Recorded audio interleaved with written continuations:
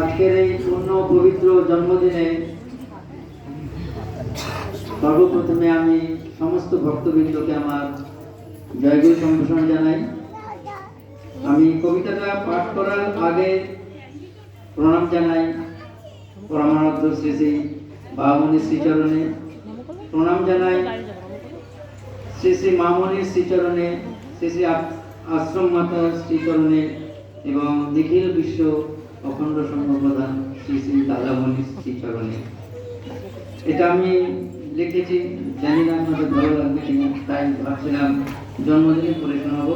উমাদিকেও বলেছিলাম তোমাদের সাথে সঙ্গীতা দিকেও। শুরু করছি।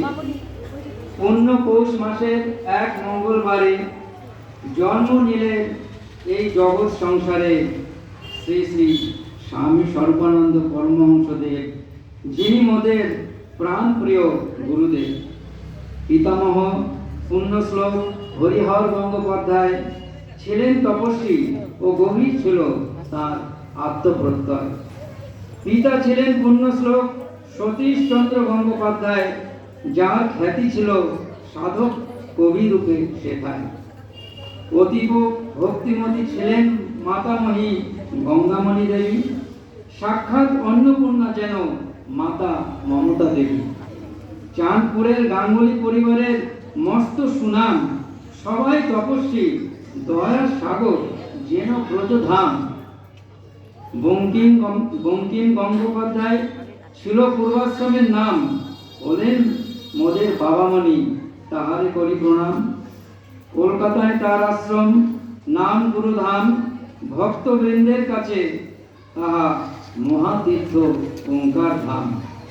গুরুধামের পাশে ক্রয় হলো 23 কাঠা জমি, মাল্টিভার্সিটির তরে সে মোদের পুণ্যভূমি। হরি ওম, জয় গুরু, জয় বাবামণির জয়। পূর্ণ পৌষ মাসের মঙ্গলবারে মোদের কিসের ভয়?